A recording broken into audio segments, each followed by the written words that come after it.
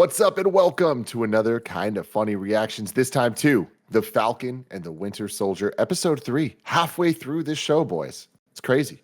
As always, I'm Tim Gettys, joined by Andy Cortez. Hey! Nick Scarpino. What up? Kevin Coelho. This show's fucking good. And Paris Lilly. Hey, what's going on? Greg's running a little late, so we asked to miss this one. Paris, let's start with you. What'd you think of this episode? I loved it, and I loved it for two reasons. Baron Zemo and Sharon effing Carter, man. Wow, I love the take on Sharon Carter in this because we always assume, oh yeah, Cap, the whole history thing. Oh no, she's pissed. She's bitter. Everything that she did in Civil War to try and help them has basically ruined her life, and she's on the run. So I love that take on it. It was really good. Andy, what'd you think? I enjoyed it as well. Reminded me of watching a Mission Impossible movie with all the different names and stuff being thrown at you. Kind of got a little bit confusing towards the end, but I mean, we get the Wakandan sort of reference at the end, a little cameo, and I'm stoked. Like for a lot of the episode, I was kind of like, I'm feeling this. I don't know about this scene. I'm feeling this. I don't know about this scene. The end of it just made it all worth it. Nick? Yeah, I agree. I mean, the show is still strong. I think this so far, in my opinion, was the weakest episode. I think that I like the Sharon stuff. I think the Baron stuff started off cool, but then at the end, I was like, I don't know that I want this character to be the actiony villain. I really like him being the more cerebral villain, and I'm sure they'll build more of that up as they already sort of have laid the foundation in on this one. But I just thought at the very, very end where he like throws on the mask and starts like high kicking people, I was like, oh, okay. Yeah, I guess he trained in prison or something. I don't remember him being that energetic in Civil War, but nothing to say you can't reinvent some of these characters, especially if you want to reinvent them for TV. I did like the Sharon Carter stuff a lot, and I think they've settled into that nice groove with Sam and Bucky that is just fun to watch. John? I love this show. I do get that this was like, this episode had different highs and lows, but I feel like the highs were so solid. They retconned Baron Zemo, right? Like they made him a full on, because he was a cop in the first one, right? We see his he was like a soldier. Soldier. It was a soldier, but it was like it was a front though. Like he was putting that on. It's not so much a retcon as much as a mission in the other movies. Got it. I'm not against it. I love like within 2 minutes of him getting out of prison, he's like, look at me in my supervillain attire. I love that. I respect that a lot. I got some interesting questions about Sharon. Crazy the fact that they were like, oh, hey, we thought everything was good with you. Nope, I got fucked. I'm still fucked. I've turned kind of bad. Let's talk about how bad later. Great cut to Bucky going, oh, she's awful now. The chemistry between them, so solid. So many moments that, like, even now adding Baron Zemo, I'm getting a lot of Lethal Weapons 3 vibes. Nick, does that you get what I'm saying? Where it's like Maybe a little bit, yeah, maybe a little bit. Where we're getting like the you two add the of Rene them, and now Russo we've character in introduced there. Joe Pesci. And it's like, oh, okay, there's a weird. I thought you were going Rene here. Russo, but yeah, I guess Joe Pesci makes more sense. Oh, I'm going Joe Pesci, yeah. Where it's like, oh, this is a fun chemistry that they have with this guy that they don't like. Oh, that you mean much. I'm sorry, you mean for Baron, not for. I thought you were just comparing Joe Pesci to Sharon Carter. I was like, I don't know if that's. But yeah, you're right, absolutely. Yeah, Kevin, well, on that level, Kevin, I had the Cumberbatch vibes from Star Trek 2 Into Darkness, the one that nobody really liked a whole lot, but I thought it was kind of fun. Where Cumberbatch is like, at what moment are you going to fuck over the team, right? You're working with us right now because you're kind of being forced to, but at what moment are you going to turn? We kind of saw that, a little bit of that moment, and you're like, oh shit, here it is. No, he puts on the mask and he goes full karate master and then shoots a gas tank, explodes a bunch of shit. Keep the mask on though. I think he looks way cool. Like when he took the mask off and was like, cool. Hello, I found the car and I'm Baron Zemo or whatever. Like, keep the mask on. How weird is it that he came back with the car? Where it's like, what's happening here? You know what I mean? He found it in the. Yeah, no, but I'm saying that was his moment to like run away and be gone. Right. And instead, it's a long con, man. He came back and he's like, sorry guys, I had to kill him because he's making the formula and I'm not making more soups. And it's like, all right, weird that they were like, all right, don't do it again. He's like, oh, never. But maybe that was a weirdly kind of, I don't want to say disappointing moment, but they did sort of gloss over the fact that they are now accessories to straight up murder. They went into that man's cool lab and they just shot him in the head for no reason. Well, that's my thing. Is like I don't think that they glossed over it. I think that that's very much the point of the show. That's what I'm enjoying so much about this. Is this episode to me felt like the middle of a Mission Impossible movie or a Winter Soldier type movie, and movie, not TV show. I last week had a little bit of criticism about the dialogue feeling a little TV, but that's totally gone in this one, and I love the quality of it, where it's not just action scenes left and right to mean movie quality, but character development, seeing the way that they're handling Sharon, I really, really enjoy. And they're clearly building something with Zemo. Marvel, if anything, has had an issue with villains that kind of have depth to them, and they've been changing that since around Infinity War, Black Panther era. But I love seeing Zemo in this whole new light. Obviously, we know so much about him. We know he's cunning. We know he's conniving. What's he doing now? Like him coming back to them, especially after our heroes are acting like villains. Like that is it's a very interesting place for them to be, especially with the contrast of the Captain America right now and where he's at, and him breaking not so slowly. Kev, what's up? Just one last thing. I absolutely love how many questions and little fucking theories they got going in my brain now because of the way they're setting up the show, where it's like the power broker. Are we gonna find out that it's just Sharon? Could be. Like, Paris, I think what do you that's think? a possibility. Oh, he just hit me with a ton of bricks on that one because I wasn't even considering that. But wow, that would be quite the revelation if it turned out that Sharon is just gonna go full heel and she's the power broker. The one thing I was also going to throw in there was it's Carla, right? Carla, the leader of the Flags. Carly, thank you. Yeah, I thought they were going to make her sympathetic, but then she just murdered a whole bunch of people in that building. So maybe not. Maybe she's not going to be the sympathetic villain we thought. I wasn't super excited about that choice. I feel like that's kind of a storytelling device just to kind of make things more exciting without really having a whole lot of rationality to it, especially based on how they already had made her, right? I hope the next episode she's not sympathetic again, and then she does something fucked up again. Right. Yeah. I just feel like it's a sort of a cheap thrills sort of thing for her and for her partner to be like, what the hell? There's a lot of people in there, and he'd be like, we gotta do what we gotta do. Yeah. It's like, shit. I was already kind of like excited that you weren't gonna be this person, but we still have a lot of time to go. Go ahead, Tim Gettys.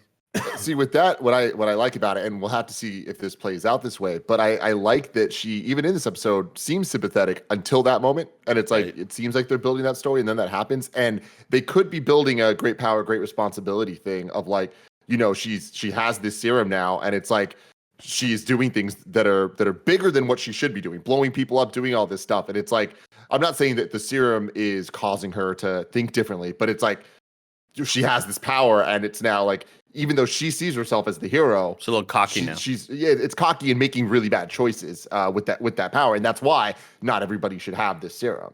But we'll see if they play it out that way. Now, one other thing with the serum. So the nod that he was talking about, this was coming from the CIA, and it was from a blood sample. So this is all tying back again to Isaiah Bradley, I would assume, right? Yeah. Which is rad. I love it because my worry was that it was going to be not a one and done thing, but him having Isaiah at the moment was going to be last episode, and they were going to kind of move on from it. But it seems like all the different storylines are tying together, which is really cool, especially being in Mandapore and all of that. I love that. That's been stuff that me and Kevin have been talking about because in the credits of it, that they name drop it. But all of the fun comic nods and stuff they got going on there was cool. But ending with the Wakanda stuff, I didn't see that coming at all. And when I saw the bead, when the bead started going, I was like, are we about to see fucking Chadwick Boseman? Are you kidding me? And they did it. But it's not to say that they can't. And I'm not trying to build up like my hype, because in my opinion, this is something from WandaVision that I stand by, is it would have been amazing to see Doctor Strange. We didn't need to see Doctor Strange. We heard the music. It's tied to Doctor Strange. With this, it's tied to Wakanda. And that's fucking cool. I love that this world is not as siloed off as it used to be. We can just kind of reference things in places, and we get it. We get the Black Panthers involved in this, even if it's not the Black Panther himself. And I think that having this character, who we've seen before, this isn't just a random Wakandan. Like, she's the one that was in Civil War during the scene where they told Black Widow to move.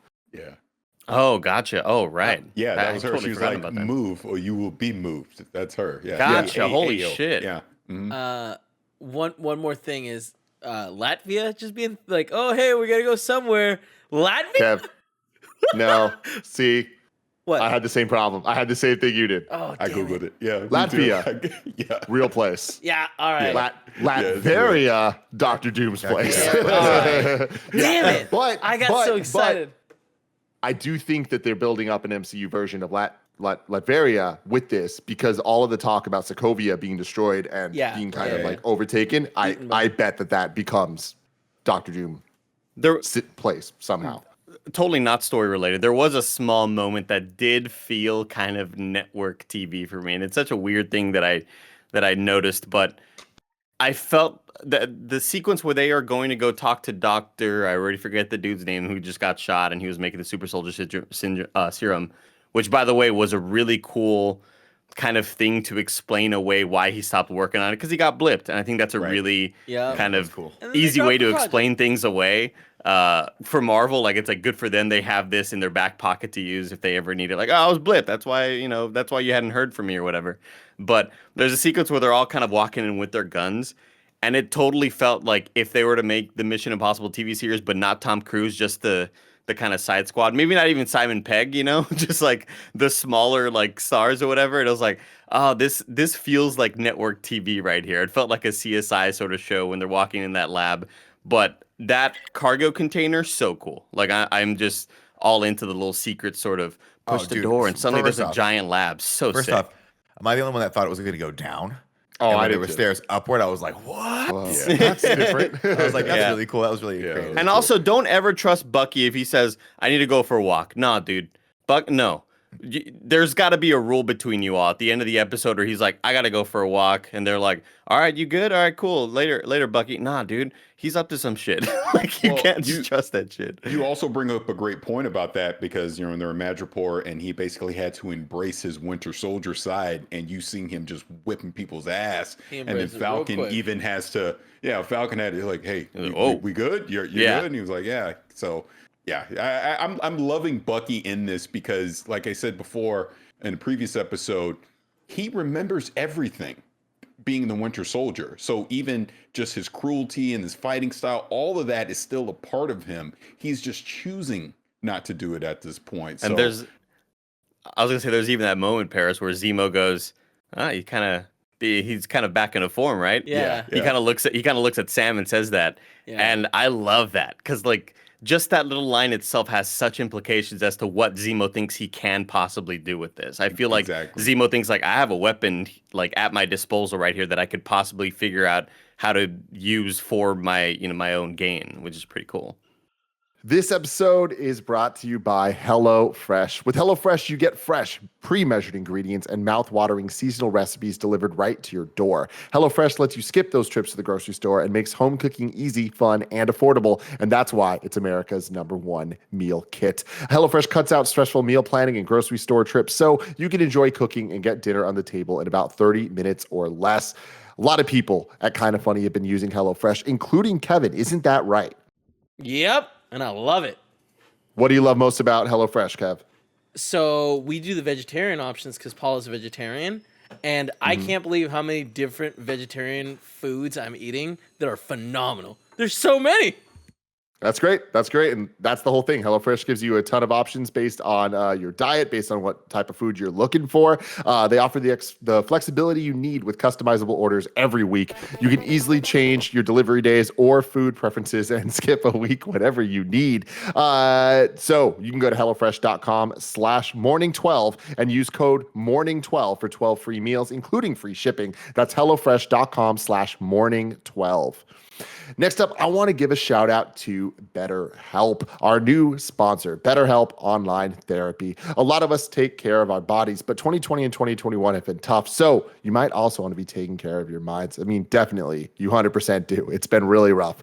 There's a misunderstanding of what therapy is. It can be whatever you need it to be, whatever you want it to be. It doesn't have to be sitting around talking about your feelings. A lot of people battle with their temper or their stress and it's about to kill them, or they have depression, anxiety, PTSD. The list list goes on. If this is you, you can use therapy to get some tools that help make life easier. BetterHelp is customized online therapy that offers video, phone, and even live chat sessions with your therapist, so you don't have to see anyone on camera if you don't want to. And that's great. I know a lot of people have a feeling that one way or another about this type of stuff, and I love that this kind of gives you the options to do it at your own pace and so that you feel comfortable. We're always talking at Kind of Funny about how important mental health is, and this is a great way, great couple steps that you could be taking to deal with it. It's much more affordable than in-person therapy, and you can start communicating with your therapist in under 48 hours. Join the millions of people who are seeing what therapy is really about. It's always a good time to invest in yourself because you are your greatest asset. This podcast is sponsored by BetterHelp, and all of you listeners can get 10% off your first month at betterhelp.com/morning. That's BetterHelp.com/morning. betterhelp.com/morning. Yeah, I thought that whole scene was really, really, really cool of them having to play the different parts. And the part Sam was playing is a reference to old comic stuff too. Really weird and problematic comic stuff, but it's like Sam Wilson's original origin story that the comics have retconned to make not true. But Sam Wilson used to go by a different name, something Snap Wilson, I think it was, and he was a pimp drug lord guy. And so him dressing up like that is a reference to his old identity, which is kind of cool. But what I really like about what we're seeing now with Bucky's character is going into this show, we all kind of expect, it's going to end with Falcon becoming Captain America. But it always, even though the show's called Falcon and Winter Soldier always kind of was the back side of it to me of I never even really thought about where he ends up. But now with this Wakanda stuff, it's oh shit, does this end with him embracing the White Wolf as his identity? I think so. Does this end with him going back to Wakanda because he has the piece there, he has that stuff? That's kind of cool. I really get the feeling from the beginning that by the end of this, it's no longer going to be Falcon, it's going to be Captain America. He finally will embrace that identity. And I hadn't thought about the second part of the name, that it's, Winter Soldier. And it's that's not a good identity for, the Buckster. Buckster, exactly. The Buckster, Bucky. yeah. That's not something he's proud of.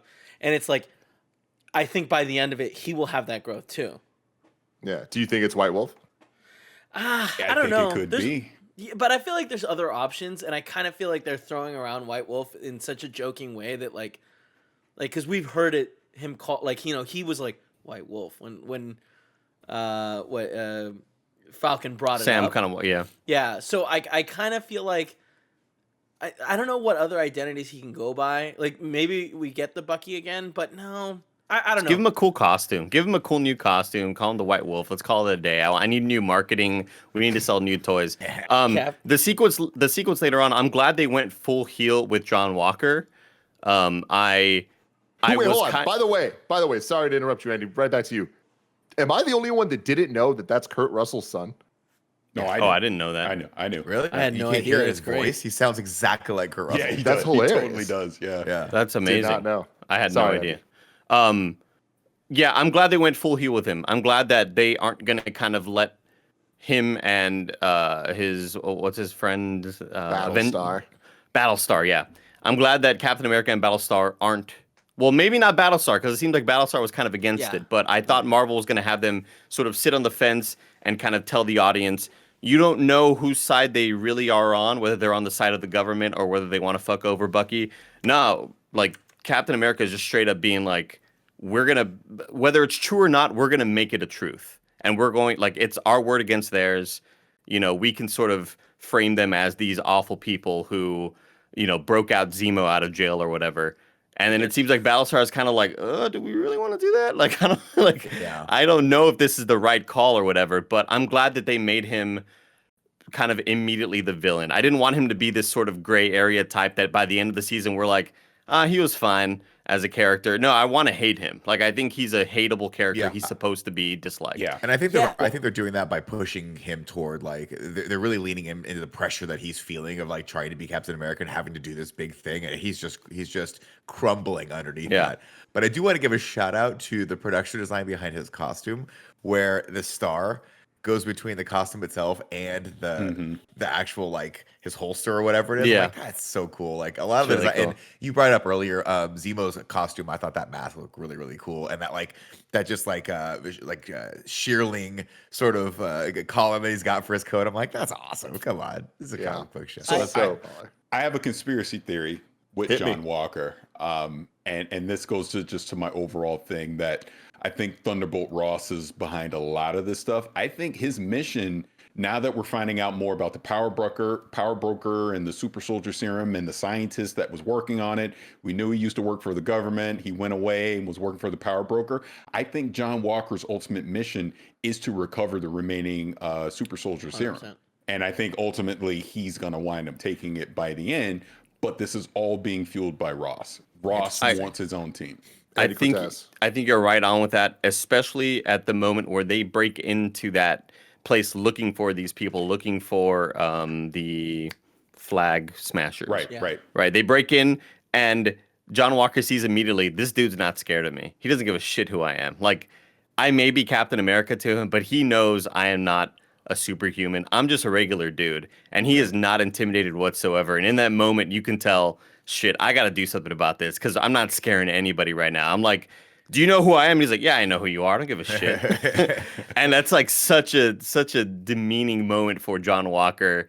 And I think right then and there, sort of in his brain, he goes, I got to do something about this. Where's that super soldier serum? Yeah, but I think that the coolest part is that his Bucky was like, nah, man, it's not. Yeah, but he's like, it's not about them being afraid of you.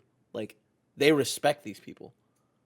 You know what I mean? And like, it's clear that the new Captain America doesn't get it. Shit went right over his head where he was just like, you know, I'm gonna like, I need to like be able to control the situation.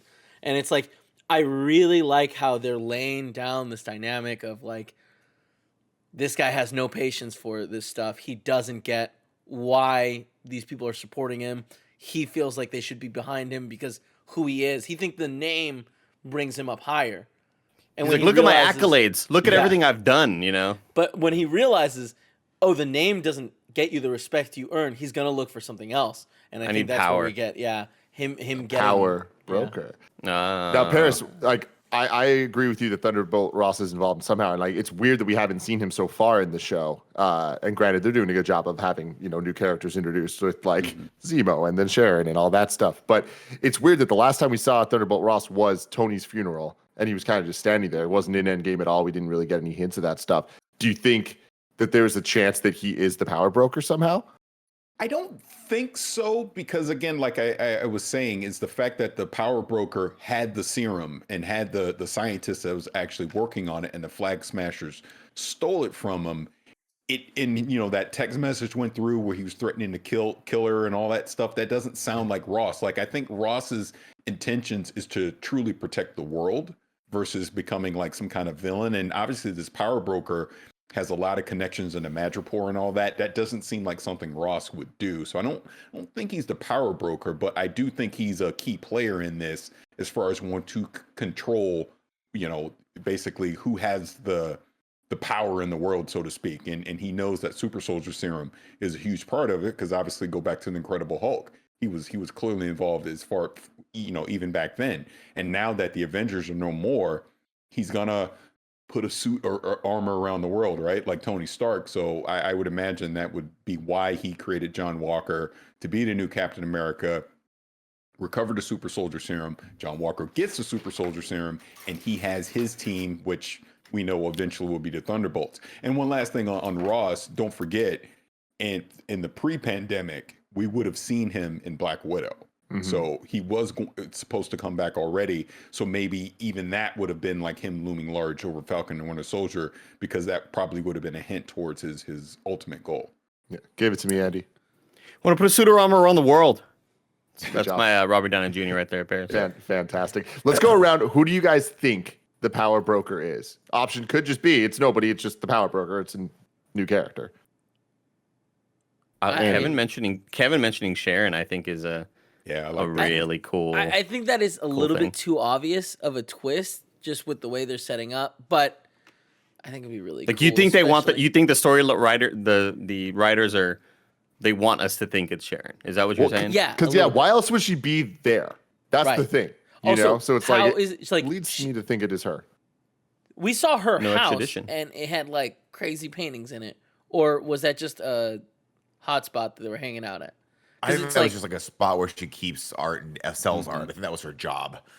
Because they had people like looking at the art on iPads and shit, and I just thought that maybe she threw a party so she could sell the illegal art to people, and it looked like a cool party. Except Sam, no one looked like they were enjoying themselves. Shout out Except to for her Baron. for Baron had a shout out great to her time. for like Baron is having a great time. He's like dancing. shout out to her for getting back on her feet so quickly. Like She's resourceful, man. She's trained. Did she get blipped out? Yeah, I was going to say that. Yeah, I don't think she got blipped. I think she's been around this entire time. So she's been doing this That for would suck. 7 years. That sucks. Yeah, at that point, you're like, I'm deep into the criminal organization. You know, this is like Donnie Brasco, where it's like, maybe I'll just stay in this gangster life. You know what I mean, Andy? yeah, for Just sure. eat the gabagool. Yeah, exactly. Like The a gabagool. gabagool, Nick. Yep, that's it. Remember the movie Deep Cover with Larry Fishburne? I don't know. It's like early 90s, but Deep that's Cover. literally he was a government agent who went undercover, you know, with drug dealers and all that, and then he realizes halfway through, wait, I'm going to do this for real. I love this. So then he becomes a criminal. That's why I kind of awesome. see with Sharon. Yeah, that could be interesting. But what I'm interested in about the Power Broker stuff is the only time we've heard the Power Broker mentioned besides this show is in Ant-Man and the Wasp. And so it's like it has to connect to that timeline at least somewhat. So that's the one thing that makes me think it might not be Sharon. Do you think Well- it's Michael Douglas? Wasn't that the benefactor though, or something like that? Did they say Power Broker? I'm pretty sure they said Power Broker. I might be wrong about this, but I remember it because it's the Walter Goggins Right. situation. Like when they I fought him. forgot about Walter. I forgot Walter Goggins was in was the there. universe. After the show, I'll look it up and Wait, we when can was discuss it next Walter week. Who? Goggins Yeah, in- when is Walton Goggins? Yeah, who? God, I'm so Ant-Man. Ant-Man and the Ant-Man. Wasp. No, the first one. The first Ant. Oh, no, it was Ant-Man and Wasp. You're right. Yeah. Was he the bad guy? The- in that? remember, you know the fight Oh. with the when the knife's thrown and Wasp runs on it? Yeah. That fight scene. He has a briefcase. They're in like a hotel. Right. Right. They talk. I'm pretty sure they talk about forget Power that Broker, was but him. you're right. It might have been Benefactor. Could be We can the look same. it up. Yeah. I do want to point out just how not urgent everything felt in that shipyard scene when Sharon's just taking out everybody and both people just get into a car. Like Sharon just kind of walked up to a car and like, we got to go. I'll tell you everything on the way. But like her and her driver were just totally cool, calm. Like, what if there's more people? They had guns and knives. And also, what are these dudes doing with knives around here? Like Sharon just takes them out so easily. Like everybody Dude. should have an AK or something, Kevin, you know? when she stuck that guy with the knife that was walking down, and he just in the pulls it hand? out, and it's like, Yeah. yeah, it's like, no, I don't enjoy any of this. No. You know what's crazy is, did this plot remind you guys of anything? Of why they were all hunting them down, like assassins, fighting them? Oh yeah, It's like, But oh, then like I John Wick. literally, I was watching the Spencer. I was like, Oh. bro, we're going full John Wick, and he's like, I don't know what that means. Yeah. It's like, Now you know what's crazy? Yeah. What? Written by the same. This episode was written by the writer of There John you Wick. go. Oh, There's wow. later- There's John a Wick. moment. There's literally a moment where Sharon Carter like she beats the shit out of two dudes, and then the guy comes around the corner. She's just waiting there for him, and like pop, pop. And she's holding the gun just like John Wick, where they do that like the traditional gun, like straight up hold. And then she kind of backs up tactically and like runs away. And I'm like, man, this gives me John Wick vibes. I want to Yeah. watch John that Wick makes a again. lot of Paris, sense. you ever seen Written- John Wick? Written by Derek Kolstad. I saw the first one, but I've not seen the sequel. Paris. Oh, it's I meant- I'll tell you what, Paris. I know. If you watch the rest of them, I will watch Deep Cover because this movie looks dope as shit. I'm surprised that I have not seen it. Nick was gonna watch it anyway. Don't worry about it. Yeah, I know. I'm gonna watch it anyway. This sounds awesome. I think I must have seen this at some point. Anyways, ladies and gentlemen, let us know in the comments below what you think about the Falcon and the Winter Soldier, episode 3, The Power Broker. Will return next week. And also, if you're not watching Invincible, you totally should be watching Invincible. We're also doing weekly reaction to that amazing, amazing show. You can find it right here on youtube.com/kindafunny. Paris, thank you for joining us. Where can people find you? Oh, well, obviously you can find me here on Kind of Funny on the Xcast. You can find me at Gamertag Radio. Do it. Till next time. Love you guys. Bye.